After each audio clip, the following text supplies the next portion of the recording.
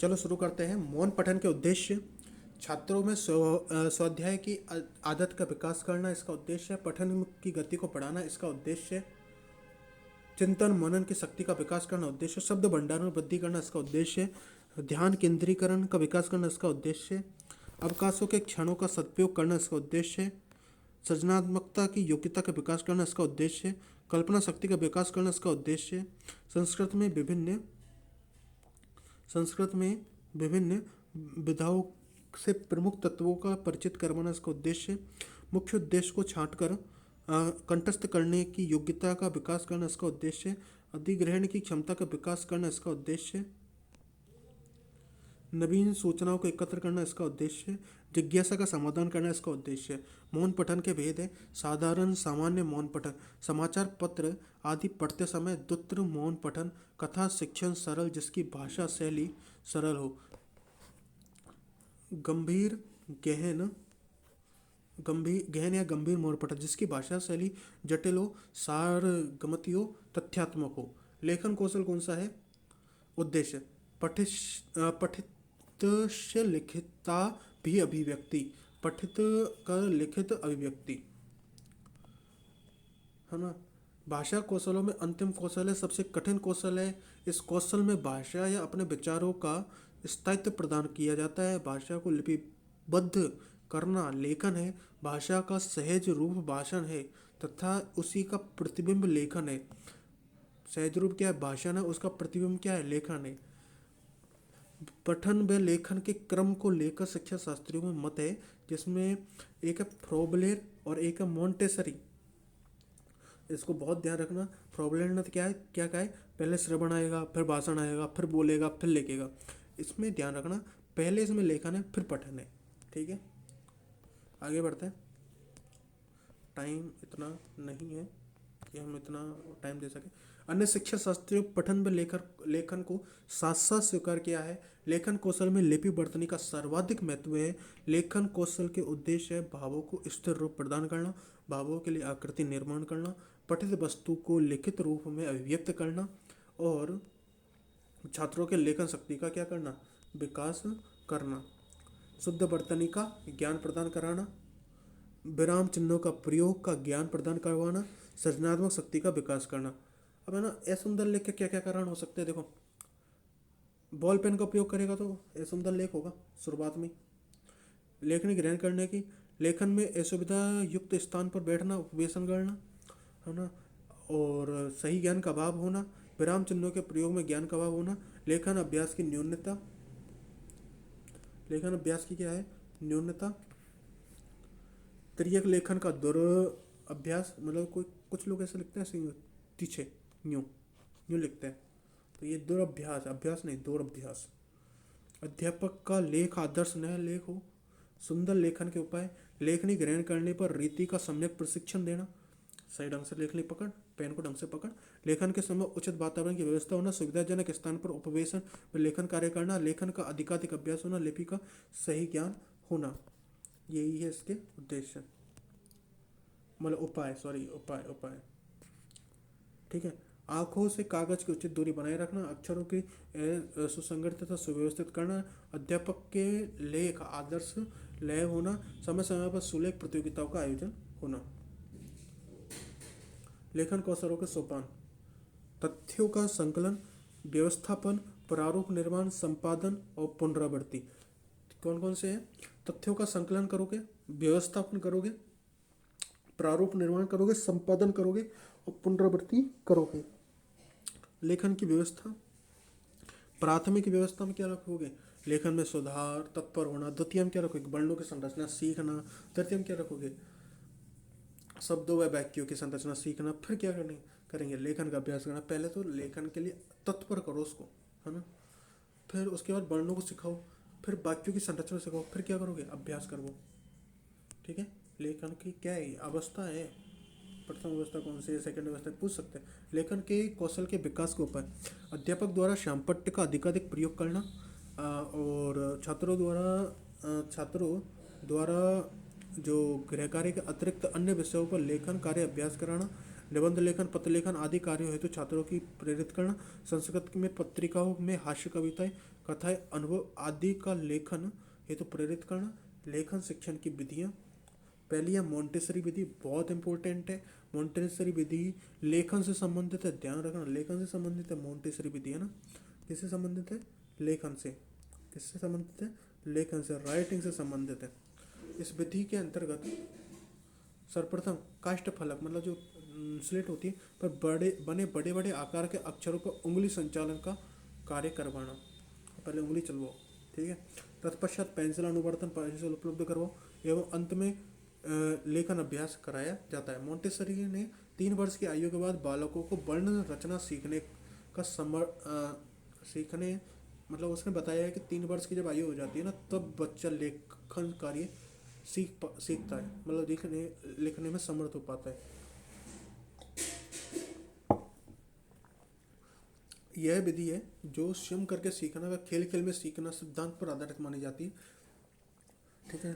दूसरी है, इसके शॉर्ट नोट्स में आपको प्रोवाइड करूँगा, चिंता न करें। एप्लीकेशन वालों को तो करेंगे। अक्षर स्वरूपानुकूरण या रूपरेखा अनुकूरण विधि, इस विधि के अंतर्गत छात्रों के समक्ष अक्षर के स्वरूप के अनुसार कुछ बिंदुएं अंकित कर दी जाती है। तत्पश्चात छात्र उनकी बिंदुओं को जोड़ते हुए लेखन कार्य का अभ्यास करता है। यह विधि पूर्व प्राथमिक तथा प्राथमिक कक्षाओं के लिए उपयोगी है। स्वयं करके सीखना शिक्षण सिद्धांत पर आधारित वर्तमान में प्रचलित प्राथमिक कक्षाओं की पुस्तकों में इसका प्रयोग किया जाता है। स्वतंत्रता अनुकरण विधि, इसमें स्वतंत्रता होती है। इस विधि के अंतर्गत छात्र अध्यापक द्वारा लिखे गए वर्णों को देखकर अनुकरण करते समय नीचे लिखने का अभ्यास करता है। इस विधि के अंतर्गत छात्र की अभ्यास पुस्तिका में स्लेट पर वर्ण लिखता है। दृष्ट लेखन विधि जिसे जैक टॉक मतलब देख कर लिखना, है ना, जैक टॉक विधि कहते हैं इसको। क्या कहते हैं? इस विधि के अंतर्गत क्या करेगा छात्र, है ना, वो अध्यापक द्वारा श्यामपट्ट पर लिखे शब्दों को देख देख कर अथवा पाठ्य पुस्तक में देख देख कर लिखने का क्या करता है? प्रयास करता है। पर सर ये क्या है जो पीछे बताइए, वो क्या है कि सर इसमें भी तो अनुकरण कर रहा है, पर भाई इसमें ना जो श्यामपट्ट पे जो शिक्षक के द्वारा मतलब अध्यापक के द्वारा लिखे गए जो वर्ण है ना उनका अनुकरण करते हुए नीचे लिखने का अभ्यास करता है। और वो नीचे ऐसे मतलब श्यामपट्ट पे लिख रहा है वो स्लेट पे लिखता है। पर इसमें क्या होता है कि ना सॉरी वो मतलब जैसे कॉपी में लिख दिया तो उसका अभ्यास करता है ना, एक एक शब्दों का मतलब एक एक मतलब जैसे क्या बोलते हैं ऊपर तो करता है एक एक शब्दों का कि ए लिख दिया तो ए ही आएगा, नीचे फिर ए पूरी ऐसा। इसमें क्या हो श्यामपट्ट पे लिख देंगे टीचर काफ़ी सारी लाइन, उसको देख देख कर, है ना, अपनी नोटबुक में लिखेगा वो, है ना, उसको देख कर लिखने का सिद्धांत कहते हैं जिसको जैक टॉक विधि भी कहते हैं। इस विधि कहाँ गया, हाँ, यह विधि परिश्रम करके सीखने पर आधारित प्राथमिक स्तर पर लेखक शिक्षण की एक श्रेष्ठ विधि है। श्रुत लेखन उक्त लेखन विधि, इस विधि के अंतर्गत शिक्षक द्वारा उच्चारित किए गए शब्दों को सुनकर छात्र लेखन का अभ्यास करते हैं। इस विधि में अध्यापक का यह कर्तव्य होता है कि वह माध्यम शब्दों के माध्यम गति का वाचन करे, साथ ही बोले गए शब्दों या वाक्य छात्र की पाठ्य पुस्तक में होनी चाहिए। इस विधि के प्रयोग करते समय अध्यापक विराम चिन्हों को न बोले, मतलब जब जैसे बोलते हैं ना तो सब विराम चिन्हों को ना बोले श्रुत लेखन में, अभी तो उन्हें समझने का मतलब बोले अभी तो छात्र ने समझने का प्रयत्न करे।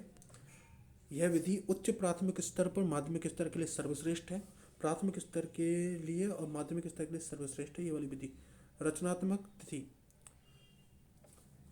इसको पेस्टोलॉजी विधि कहते हैं, है ना। कौन सी विधि कहते हैं? पेस्टोलॉजी। इसमें क्या करते हैं कि ना इस विधि के अंतर्गत बालकों को सर्वप्रथम अक्षर ज्ञान करवाया जाता है, तत्पश्चात उस अक्षर को विभिन्न आकृति या टुकड़ों में विभाजित कर दिया जाता है। अंत में छात्र विभाजित किए हुए टुकड़ों को जोड़कर, जैसे पहले अक्षर और अक्षर, है ना, अब टीचर ने दिया बेटा ये क्या है वो कहेगा सर अक्षर। ये कौन सी होती है? पेस्टोलॉजी, पेस्ट करना। उसको कैसे याद रखेंगे? पेस्टोलॉजी विधि कौन सी है? कि सर पेस्टोलॉजी विधि तो वो है जिसमें पेस्ट करता है, यानी पता है यही अक्षर है पर उसको टोड़ा टोड़ा जाता है तो उसको पेस्ट कर देते हैं, वो वाली विधि। तो उसको क्या कहते हैं? पेस्टोलॉजी।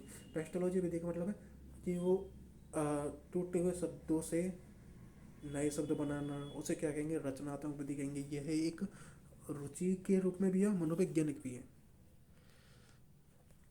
ठीक है। इस विधि में अवबोध या समझ पर बल दिया जाता है। इससे प्राप्त ज्ञान स्थायी होता है। इस विधि का प्रयोग पूर्व प्राथमिक या प्राथमिक स्तर पर किया जाता है। नेक्स्ट है भाषा शिक्षण सिद्धांत। नेक्स्ट क्या है? भाषा, माफ करिएगा,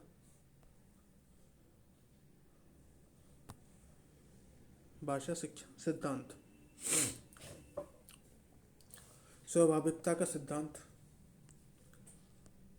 प्राकृतिक सिद्धांत। भाषा सीखना बालक की स्वाभाविक व जन्मजात प्रकृति है। एक मिनट,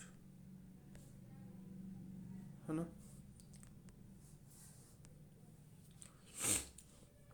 अपनी मातृभाषा स्वतः ही सीख जाता है, कम होता है ना। इसको उतना इम्पोर्टेंट नहीं है, इसको छोड़ भी देते हैं अपन, है ना। ठीक है, आप खुद पढ़ सकते हो इसको। हाँ, भाषा शिक्षण हेतु इस सिद्धांत मतलब हेतु इस सिद्धांत का अपनाने हेतु निम्न बातों का ध्यान रखना चाहिए। कौन से? शिक्षण को जो मतलब जो भी बताया ना, पहले क्या करोगे? सुनोगे, फिर पढ़ोगे, फिर क्या करोगे? फिर क्या करोगे? लिखोगे। वो सॉरी, पहले सुनोगे, फिर भाषण करोगे, फिर पढ़ोगे, फिर लिखोगे। इस सिद्धांत पर अब देखना, संस्कृत में वातावरण का निर्माण करना चाहिए। विद्यालय में संस्कृत संभाषण शिविरों का आयोजन करवाया जाना चाहिए। शिक्षण द्वारा संस्कृत के माध्यम से वार्तालाप करवानी चाहिए। संस्कृत के श्लोक में गीतों को कंठस्थ करने तो छात्रों को प्रेरित करना चाहिए। छात्रों के उच्चारणों करने का अभ्यास कराना चाहिए। भाषा शिक्षण के दौरान भाषा के मौखिक पत्र पर पहले बल देना चाहिए, तत्पश्चात लिखित पक्ष पर बल देना चाहिए। स्वाभाविक के सिद्धांत को प्रकृतिवादी सिद्धांत, हाँ, स्वाभाविक जो सिद्धांत है ना, ये पढ़ रहे थे। स्वाभाविक कौन सा सिद्धांत? ऊपर वाला सिद्धांत को प्रकृतिवादी सिद्धांत भी कहते हैं। रुचि का सिद्धांत, जिस विषय से बालक की अधिक रुचि होती है उसे पढ़ने हेतु वह उतना ही अधिक प्रेरित होता है। संस्कृत भाषा शिक्षण संस्कृत भाषा शिक्षण में इस सिद्धांत का विशेष महत्व है। संस्कृत भाषा जन साधारण में बोलचाल की भाषा न होकर व्याकरण के नियमों से बंधी हुई एक जटिल भाषा है, इसलिए संस्कृत शिक्षण रोचक नहीं होगा तो छात्र इसमें रुचि नहीं लेंगे। अतः शिक्षक का यह कर्तव्य है कि रुचिपूर्ण ढंग से संस्कृत का शिक्षण करवाए और जिस कार्य में रुचि होती है उसे करना ठीक सरल हो जाता है, वह प्रेरणा और अधिगम स्तर पर पड़ जाता है। पेशेंट महोदय, नाम से ही पेशेंट है भाई। अब देखते क्या कहते हैं। उन्होंने बुक लिखी the principle of teaching method. The principle of teaching method, patient ने क्या लिख दिया? Teach the principle of teaching method book लिखी। जब क्या, जब छात्रों में सक्रिय रुचि नहीं होगी, पेशेंट तो ऐसी बात करेगा भाई, सक्रिय रुचि नहीं है, तब तक शिक्षक का सर्वोत्तम कार्य नहीं होगा। अतः संस्कृत पढ़ने में जितनी रुचि छात्र की होनी आवश्यक है उतनी ही रुचि संस्कृत पढ़ाने में शिक्षक की स्वयं की होनी आवश्यक है। पेशेंट इसलिए हुआ है कि इसको संस्कृत समझ में नहीं आई, है ना। तो फिर इसने बोला है कि इसने बुक लिख दी प्रिंसिपल ऑफ टीचिंग मेथड्स। अब है ना, वो कह रहा है कि भाई मैं ना सक्रिय रुचि तब तक नहीं होगी छात्र की, मतलब ये छात्र है ना, जब तक शिक्षक है ना, शिक्षक क्या नहीं करेगा, रुचि के साथ नहीं पढ़ाएगा, ऐसा। ठीक है। ठीक है। संस्कृत शिक्षण संस्कृत शिक्षण में रुचि उत्पन्न करने के लिए संस्कृत शिक्षण में रुचि उत्पन्न करने के लिए संस्कृत शिक्षण में रुचि उत्पन्न करने के लिए कथा शिक्षण का आकर्षण बनाने के लिए निम्न बातों का ध्यान रखना चाहिए। श्रवण दृश्य उपकरणों का प्रयोग करना चाहिए। छात्रों के पूर्व ज्ञान को नवीन ज्ञान से जोड़ना चाहिए, जोड़कर शिक्षण करवाना चाहिए। कथा शिक्षण में पाठों के रोचक ढंग से पढ़ाना चाहिए। गद्य पाठों का स्वस्वर वाचन करते हुए गीत शैली पढ़ानी चाहिए। श्यामपट्ट का अधिकाधिक प्रयोग करना चाहिए। अंतराक्षरी वाद विवाद भाषण वगैरह इनको करना चाहिए। अनुसार क्रीड़ा विधि का प्रयोग करना चाहिए। छात्रों के साथ स्नेह व सहानुभूतिपूर्ण व्यवहार करके संस्कृत विषय में रुचि उत्पन्न की जानी चाहिए। ये क्या है, रुचि उत्पन्न करने की क्या है, इस बात का ध्यान रखना चाहिए। ठीक है, आशा करते हैं क्वेश्चन आएगा तो सही होगा अपना। अभ्यास में क्रियाशीलता के सिद्धांत, यह सिद्धांत को व्यवहारिक प्रयोग में सिद्धांत भी कहा जाता है। भाषा विज्ञान होने के साथ साथ यह कक्षा भी है। किसी भी कक्षा में दक्ष होने के लिए निरंतर अभ्यास की भी आवश्यकता होती है। इसलिए संस्कृत भाषा शिक्षण में अभ्यास तथा पुनरावृत्ति की आवश्यकता होती है। अभ्यास के सिद्धांत के अंतर्गत संस्कृत भाषा शिक्षण के लिए उच्चारण, पठन, लेखन आदि का सतत अभ्यास कराया जाना चाहिए। रच या पामर महोदय ने कहा है, किसने कहा है, वो सॉरी एच या पामर, एच पामर है ना, महोदय ने कहा है कि भाषा सीखना एक स्वभाव बनाने की प्रक्रिया है। यह एक ऐसी प्रक्रिया जिसके द्वारा हम नवीन आदतें बनाते हैं। भाषा से क्या बनाते हैं, नवीन आदतें बनाते हैं। अब आगे पैसे थॉर्नडाइक, बहुत इंपॉर्टेंट, थॉर्नडाइक ने कहा है भाषा एक कौशल है, सही बात है, और इसका विकास अभ्यास पर ही निर्भर है। उसने कहा है, थॉर्नडाइक जी ने कहा है कि भाषा एक क्या है, कौशल है, और जिसका विकास कहाँ है, अभ्यास पर ही क्या है, निर्भर है। अभ्यास के लिए महर्षि पतंजलि ने 3 बातें आवश्यक मानी है। पतंजलि ने, एक तो रुचि होनी चाहिए, एक निरंतरता होनी चाहिए, एक वैराग्य होना चाहिए। पतंजलि कहते हैं कि अभ्यास कार्य की रुचिपूर्ण होनी चाहिए, निरंतर होनी चाहिए, अभ्यास के द्वारा बाधक तत्वों के प्रति वैराग्य होना चाहिए। संस्कृत शिक्षण में इस सिद्धांत को अपनाते हुए किन निम्न विषय बातों का ध्यान रखना चाहिए। कक्षा शिक्षण में संस्कृत माध्यम का प्रयोग करना चाहिए। छात्रों को कठिन ध्वनियों तथा शब्दों का शुद्ध उच्चारण करने का अभ्यास करने तो प्रेरित करना चाहिए। जटिल वाक्यों के उच्चारण का अभ्यास कराना चाहिए। व्याकरण संबंधी अशुद्धियों को शुद्ध करवाए। संस्कृत में अपने भावों की अभिव्यक्ति करने हेतु प्रेरित किया जाए। संस्कृत पद्य का स्वस्वर वाचन करवाने का अभ्यास करवाया जाए। छात्रों में अर्थ ग्रहण करने की क्षमता विकसित की जाए। उनके समक्ष सरल अंशों को प्रस्तुत करके अभ्यास कराया जाए। अधिगम को स्थायी करने के लिए पुनः मौखिक व लिखित अभ्यास कराया जाए। अभ्यास के सिद्धांत में क्रियाशीलता भी निहित हो। इस सिद्धांत को क्रियाशीलता के माध्यम से सीखता है वो। सक्रियता का सिद्धांत, अब है सक्रियता का सिद्धांत। ठीक है, अब सक्रियता का सिद्धांत क्या है, मानसिक विकास में तीव्रता। सक्रिय होगा तो मानसिक विकास होगा। भाषा शिक्षा में सक्रियता का होना आवश्यक है। प्रेरणा के माध्यम से छात्रों को सक्रिय रखा जा सकता है। इस सिद्धांत का ध्यान रखने योग्य बात है, छात्रों में सामान्य बोलचाल के वाक्यों में संस्कृत बोलने हेतु प्रेरित किया जाना चाहिए। विविध प्रश्न पूछने हेतु अवसर दिए जाने चाहिए। पाठ्य सहगामी क्रियाओं में भाग लेने हेतु प्रेरित किया जाना चाहिए। पाठ्य पुस्तकों में संस्कृत की पुस्तकें पढ़ने हेतु प्रेरित किया जाना चाहिए। अनुपात एवं क्रम सिद्धांत। शिक्षण उद्देश्य निष्ठ प्रक्रिया है। मुख्य उद्देश्य ग्रहण एवं अभिव्यक्ति। बालकों में भावों को ग्रहण करने की क्षमता तथा भावों को अभिव्यक्त करने की क्षमता का विकास करना चाहिए। अनुपात व क्रम सिद्धांत। शिक्षण क्या है, उद्देश्य निष्ठ प्रक्रिया। शिक्षण क्या है, एक उद्देश्य निष्ठ प्रक्रिया है। मुख्य उद्देश्य क्या है, ग्रहण एवं अभिव्यक्ति। बालकों में भावों का ग्रहण करने की क्षमता व भावों की अभिव्यक्ति करने की क्षमता का विकास होना चाहिए। पहले क्या करेगा, श्रवण करेगा, तो अभिव्यक्ति करेगा, फिर वो ग्रहण करेगा पढ़ करके, फिर अभिव्यक्ति करेगा, ऐसे होना चाहिए। ठीक है, पहले मौखिक कार्य करवाना चाहिए, बाद में लिखित कार्य करवाना चाहिए। विषय वस्तु तथा छात्रों के अनुसार उद्देश्य एक क्रम में निश्चित क्रम में होना चाहिए। जिस उद्देश्य की पूर्ति के लिए हम ज़्यादा चाहते हैं उसका अनुपात ज़्यादा होना चाहिए। ज्ञात से अज्ञात की ओर, सरल से कठिन की ओर पढ़ना चाहिए। प्राथमिक स्तर पर मौखिक कार्य पर अधिक बल देना चाहिए। माध्यमिक स्तर पर पाठ्य पुस्तक के व्याकरण पर अधिक बल देना चाहिए। उच्च स्तर पर तुलना, देखो ध्यान रखो इसे, प्राथमिक स्तर में पढ़ा रहे तो मौखिक कार्य बल दो, माध्यमिक स्तर पर पढ़ा रहे तो व्याकरण पर बल दो, और उच्च स्तर पर पढ़ा रहे तो तुलनात्मक कार्यों और रचना पर कार्य पर बल दो। देख लेना आप कहाँ के टीचर हैं। ध्यान रखने योग्य बात है, मौखिक कार्य अधिकाधिक करवाएं, शब्दोच्चारण का अभ्यास करवाएं, शब्द भंडार में वृद्धि की जाए, श्लोक कंठस्थ करवाएं, स्वसर वाचन करवाया जाना चाहिए, छात्र की शुद्ध लेखन का अभ्यास कराया जाना चाहिए, अनुपात में रचना कार्य करवाया जाना चाहिए। नेक्स्ट है मौखिक कार्य के सिद्धांत। मौखिक कार्य के सिद्धांत। मौखिक एक प्रवचन सिद्धांत है। भाषा का रूप मौखिक भाषा प्रथम है, लिखित भाषा। भाषा के में ग्रहण व अभिव्यक्ति दोनों का विशेष महत्व होता है। भाषा में ग्रहण व अभिव्यक्ति दोनों मौखिक रूप से की जानी चाहिए।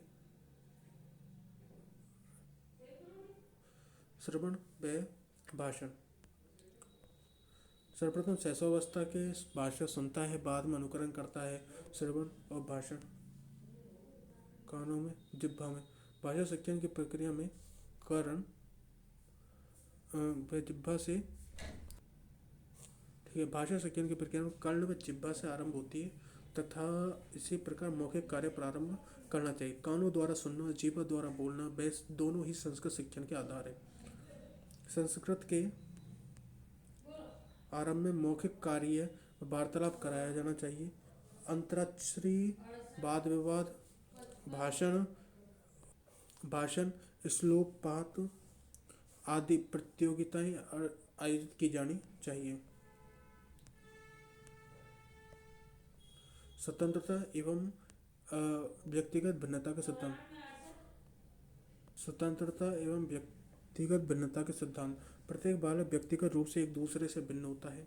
भाषाओं योग्यता भिन्न होती है। कक्षा में उपस्थिति बालक की मानसिक योग्यता, उच्चारण शक्ति, पठन शक्ति, गति, ग्रहण की क्षमता असमान होती है। कक्षा में कोशाग्र बुद्धि, सामान्य बुद्धि, मंदबुद्धि आदि छात्र पाए जाते हैं।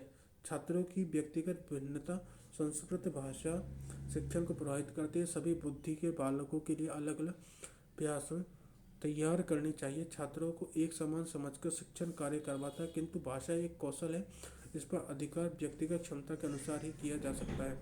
उच्चारण क्षमता, वर्तनी, अर्थग्रहण क्षमता सभी को ध्यान में रखकर शिक्षण कार्य कराना चाहिए। कुशाग्र बुद्धि को आगे बढ़ने का अवसर प्राप्त होगा, सामान्य बुद्धि को पथ प्रदर्शन होगा, तब मंद बुद्धि बालक पिछड़ने से बच जाएगा। जो कुशाग्र बुद्धि होगा ना, इससे तो वो बढ़ने का अवसर प्राप्त होगा, सामान्य बुद्धि को पथ प्रदर्शन होगा, और जो मंद बुद्धि होगा उसे बालक पिछड़ने से क्या होगा, वो बच जाएगा। शिक्षण के समय वातावरण स्वतंत्र होना चाहिए। स्वतंत्र वातावरण छात्रों की जिज्ञासा बढ़ जाती है। शिक्षण सूत्र, अब कौन कौन से शिक्षण सूत्र है वो अपन देख लेते हैं। शिक्षण को सरल व सुगह्य बनाने के लिए हर्बर्ट स्पेंसर तथा क्रॉनिकल्स जैसे महान शिक्षा शास्त्रियों ने अपने अनुभवों तथा निर्णयों को सूत्र रूप से प्रकट किया है। जो शिक्षण सूत्र दिया है ना, वो किसने दिया है? एक तो हर्बर्ट है ना, एंड स्पेंसर। हर्बर्ट और स्पेंसर ने दिए है शिक्षण सूत्र, है ना। हर्बर्ट स्पेंसर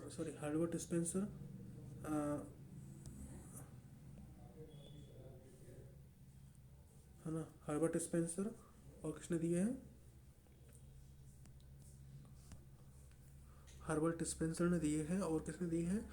क्रोमिनियस जैसे महान वैज्ञानिक अपने अनुभवों का आधार दिए। शिक्षण जो सूत्र है वो जटिल मार्ग है जिसे शिक्षक अपने शिक्षण को सफल बनाता है, अतः शिक्षण सूत्र वे सूत्र है जिसमें शिक्षण सरल रुचिकर व सुगम बनाया जा सकता है। संस्कृत शिक्षण में सफल बनाने की जो सूत्र है वो क्या है? देखो, ये याद करना है, ज़्यादा दिमाग लगा। ज्ञात से ज्ञात की ओर, स्थूल से सूक्ष्म की ओर, जटिल से कठिन की ओर, पूर्ण से अंश की ओर, विश्लेषण से संश्लेषण की ओर, आगमन से निगमन की ओर और अनिश्चितता से निश्चितता की ओर, अनुभव से तर्क की ओर, ज्ञानेंद्रियों से। अब अपन को इसमें से देखो एक तो ये इंपॉर्टेंट, आगमन से निगमन की ओर, है ना, आगमन से निगमन की ओर, है ना, और एक है बस, है ना, ये पढ़ना है। ठीक है, अपन अब छठे नंबर पर चलेंगे सीधा, है ना। ठीक है, ये रहा आगमन से निगमन की ओर। यह सूत्र व्याकरण शिक्षण करते समय अत्यंत उपयोगी है। इसमें आगमन से तात्पर्य उदाहरणों का प्रस्तुतिकरण तथा निगमन से तात्पर्य नियम की ओर गमन। नियम और नी से वो नियम, नी से नियम, नी से निगमन। विद्यार्थी द्वारा तथ्यों व नियमों की क्या है ये, नियमों की खोज करना ही यह सूत्र का मूल उद्देश्य है। गला बैठ चुका है, पानी पी लेते हैं। उदाहरण विशेष या नियम सामान्य, अतः इसे विशेष रूप से सामान्य की ओर व उदाहरण से नियम की ओर के नाम से पुकारा जाता है। अनिश्चित से निश्चित की ओर। इस सूत्र के अंतर्गत प्रारंभिक स्तर पर छात्रों को कंठस्थ करवाने में बल दिया जाता है। धीरे धीरे कंठस्थ की गई विषय वस्तु से ज्ञान को सुदृढ़ करने के लिए इनकी संरचना का ज्ञान करवाया जाता है। अतः प्रारंभिक स्तर पर बालक का ज्ञान अस्पष्ट व अनिश्चित होता है। अतः शिक्षक धीरे धीरे छात्र के ज्ञान को विकसित करते हुए स्पष्टता की ओर बढ़ता है। जैसे पठ के रूप पठती पठत पठंती चलते हैं, है ना, किंतु स्था के रूप जो चलते हैं ना, है ना, स्था के रूप जो चलते हैं ना, के रूप में स्थाई स्थात्य है, स्थान्ति, स्थान पर तिष्ठति तिष्ठति तिष्ठन्ति के रूप में चलते हैं। इस प्रकार निश्चित ज्ञान प्रदान किया जाता है। इस प्रकार छात्र राम तथा फल एक समान ही समझता है, किंतु इसके लिंग का ज्ञान कराकर अंतर कराना इसका निश्चित कराया जाता है। ठीक है, अब मनोविज्ञान की ओर तो क्या, ज्ञानेंद्रियों की ओर देख लो। शिक्षण के दौरान जितनी अधिक ज्ञानेंद्रियों का प्रयोग किया जाता है उतने ही अधिगम स्थायी होता है। कानों में ध्वनियों को बार बार सुनने से, जीवा द्वारा दोहराने से, नेत्र द्वारा शब्द को पहचानने से, हाथ द्वारा सुंदर व शुद्ध लेख का अभ्यास करने से शिक्षक के बालकों को संस्कृत ज्ञान में सुदृढ़ करना चाहिए। देन है संस्कृत शिक्षण विधि। और जो संस्कृत विधि है ना, जो दो प्रकार की है,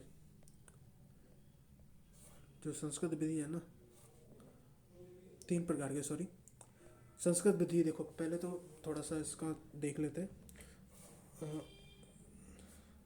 चलो इसको यहीं ख़त्म करते हैं अपन, नेक्स्ट वीडियो में करते हैं इसको, ठीक है।